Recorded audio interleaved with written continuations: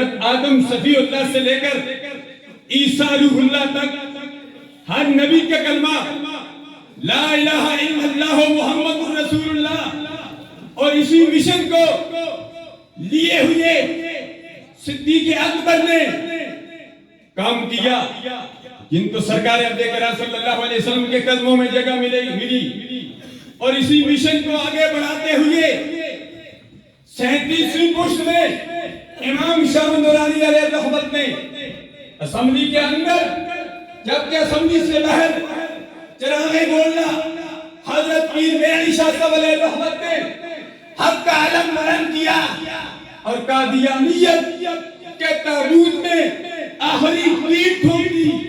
اس موقع پر میں کشمیر کو بھی خراج تقسیم پیش کرتا ہوں، صرف پاکستان میں نہیں، آپ کشمیر میں بھی الحمدللہ آئینی طور پر قادیانیوں کو غیر مسلم قرار دے دیا گیا ہے۔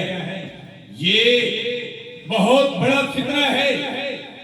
قادیانیت کے علاوہ بہت سارے فتنے ہیں، لیکن یہ بہت بڑا فتنہ ہے۔ ہم نے مل کر اس فتنے کا مقابلہ کرنا ہے۔ ہر میدان میں ہم نے حق کا علم بلند کرنا ہے، اسمبلی میں ہو یا اسمبلی سے باہر۔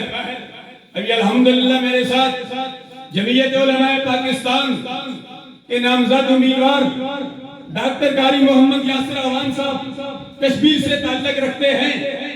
انہوں نے بھی مقام مصطفیٰ نظام مصطفیٰ صلی اللہ علیہ وسلم کے نفاذ کے لیے میدان عمل میں قدم رکھا ہے۔